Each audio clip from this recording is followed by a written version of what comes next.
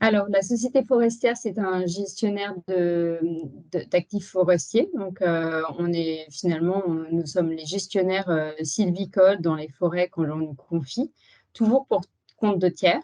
Euh, donc, on gère environ 300 000 hectares en France. Et notre particularité, c'est qu'on gère à peu près 2 tiers pour des patrimoines institutionnels. Donc, des banques ou des assureurs, ou alors des groupements forestiers. On a intégré verticalement l'activité avec de la transaction, donc de l'achat et de vente de forêts, de la structuration de fonds groupements forestiers. Et puis, dernièrement, il y a 3 ans, on a monté 2 nouveaux départements.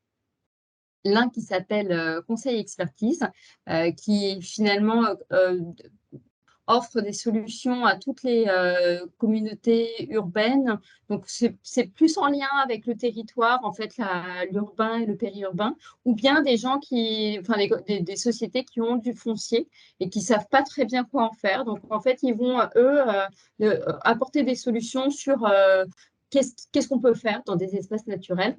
Ils vont avoir une grosse expertise arboricole aussi.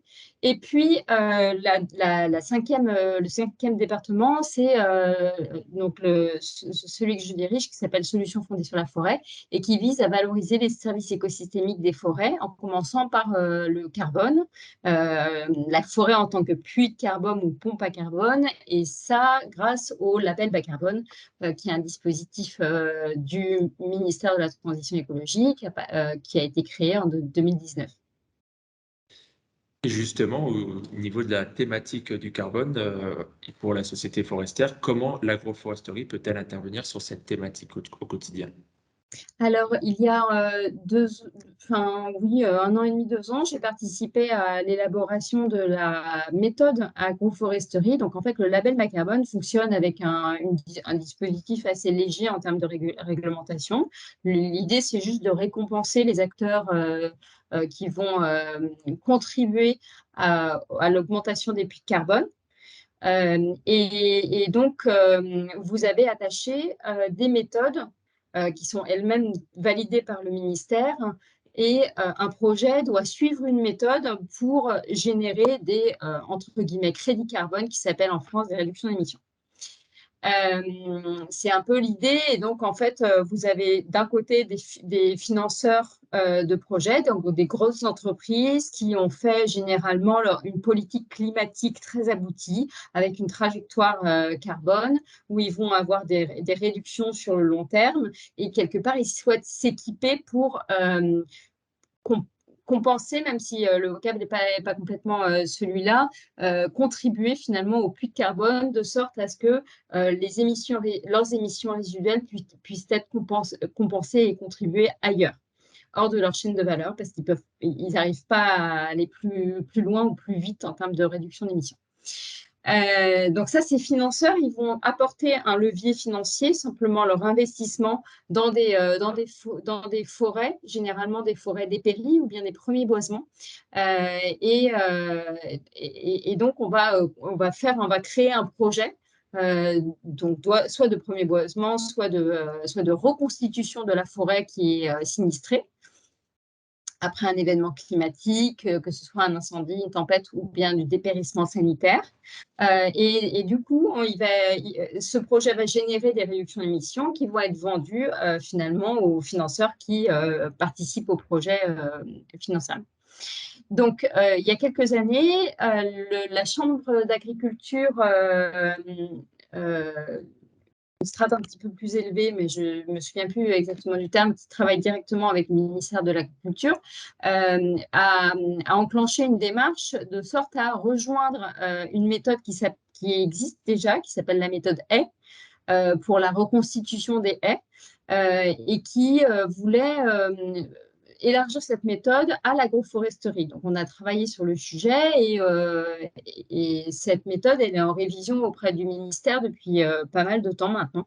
Je ne sais pas très bien pourquoi, mais ils attendaient que la méthode haies soit revue, parce que la méthode, elle, a été validée, puis ensuite revue, de sorte à y greffer ensuite la méthode agroforesterie. Donc, l'idée, c'est évidemment de contribuer à la transition de l'agriculture vers une agriculture plus responsable, ou en tout cas agroécologique, où on a vraiment un système de meilleure captation des puits de carbone dans la terre.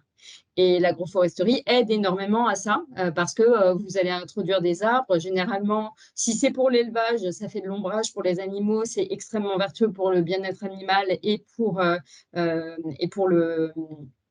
la croissance en fait des animaux. Et puis, si c'est pour les grandes cultures, eh bien, ça permet de réduire les attaques sanitaires, par exemple, parce qu'il y a autant de prédateurs qui se nichent dans les arbres à côté des cultures, et qui vont pouvoir permettre de réduire en fait les intrants qu'on va y mettre, que ce soit pour la fertilité du sol ou bien pour les attaques de ravageurs. Et du coup, si vous deviez citer un projet phare en Bourgogne-Franche-Comté, lequel ce serait? Alors, j'en ai pas, j'ai pas encore participé à de projets agroforestiers en Bourgogne-Franche-Comté. Nous avons plusieurs projets de reconstitution des forêts des prairies, essentiellement à cause des scolites sur cette région-là. Donc, on a déjà plusieurs financeurs en fait qui investissent sur des projets comme ça carbone, pour reconstituer ces forêts-là. On a aussi quelques petits projets de boisement, un peu moins, mais c'est surtout des projets forestiers de reconstitution. Très Est-ce bien. que c'est facile pour vous de trouver des financeurs pour ces projets-là, justement, qui veulent compenser, avoir une démarche RSE et C'est pas très facile parce que le marché n'existe pas encore. C'est-à-dire qu'en fait, on crée le marché. Avec l'offre, va se créer la demande et vice-versa.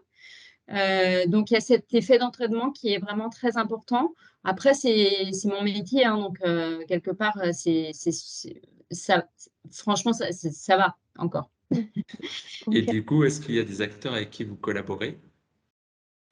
Oui, il y a des acteurs avec qui l'on collabore, que ce soit du côté propriétaire. On ne va pas se focaliser uniquement sur les forêts que l'on a en gestion à la société forestière. On va aussi se tourner vers d'autres acteurs qui pourraient avoir moins accès justement au financement à travers le label bas carbone. Donc, par exemple, des syndicats, des fédérations, etc.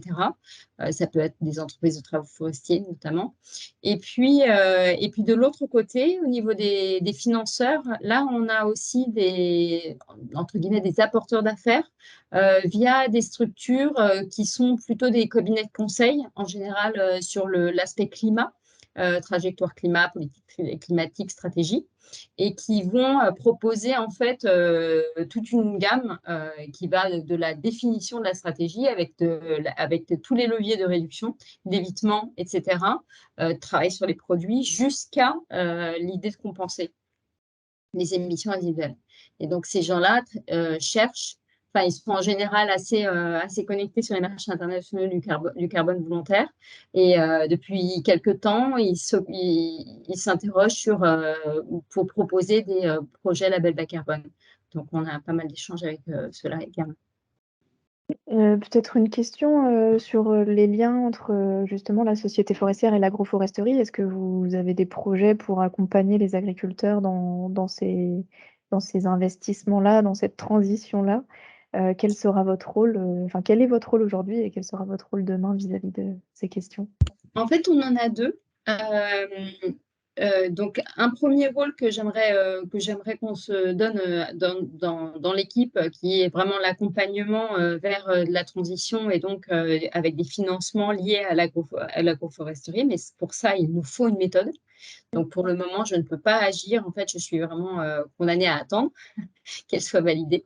Le second rôle, c'est vraiment celui de trouver des terrains agricoles pour lesquels il y a des projets vraiment intéressants pour des institutionnels qui aimeraient finalement aider les agriculteurs en se désengageant du foncier. Donc l'idée, c'est que l'institutionnel rachète le foncier.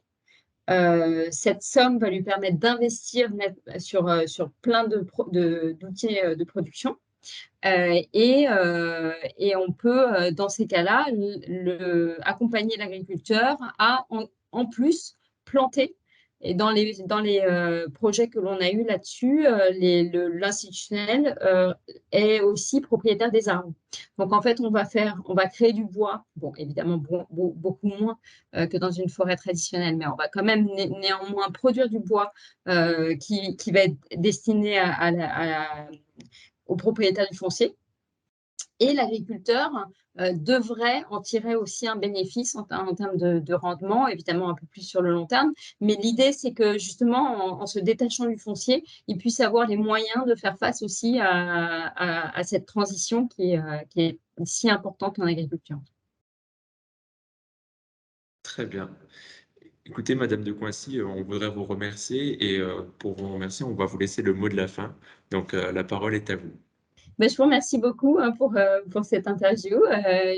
On a beaucoup de projets en Bourgogne-Franche-Comté, donc je compte sur tous les industriels qui peuvent être présents sur le territoire et qui ont envie de contribuer à des projets de boisement ou de reboisement ou d'agroforesterie dès qu'il sera possible de le faire. On fera bien passer le message. Merci à vous. Merci.